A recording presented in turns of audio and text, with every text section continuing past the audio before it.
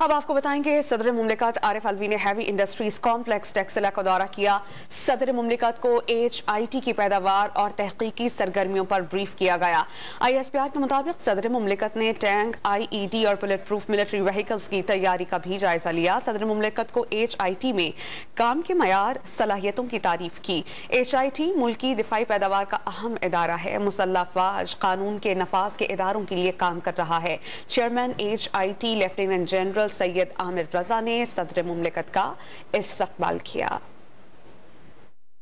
आपको बताएंगे सदर मुमलिकत आरिफ अलवी ने हैवी इंडस्ट्रीज कॉम्प्लेक्स टेक्सला का दौरा किया। सदर मुमलिकत को HIT की पैदावार और तहकीकी सरगर्मियों पर ब्रीफ किया गया। ISPR के मुताबिक सदर मुमलिकत ने टैंक, IED और बुलेट प्रूफ मिलिट्री व्हीकल्स की तैयारी का भी जायजा लिया। सदर मुमलिकत को HIT में काम के मयार सलाहियतों की तारीफ की। HIT मुल्की दिफाई पैदावार का अहम इदारा है, मुसल्लह अफवाज कानून के नफाज के इदारों के लिए काम कर रहा है। Chairman HIT lieutenant general Syed Amir Raza ने सदर मुमलिकत का इस्तकबाल किया।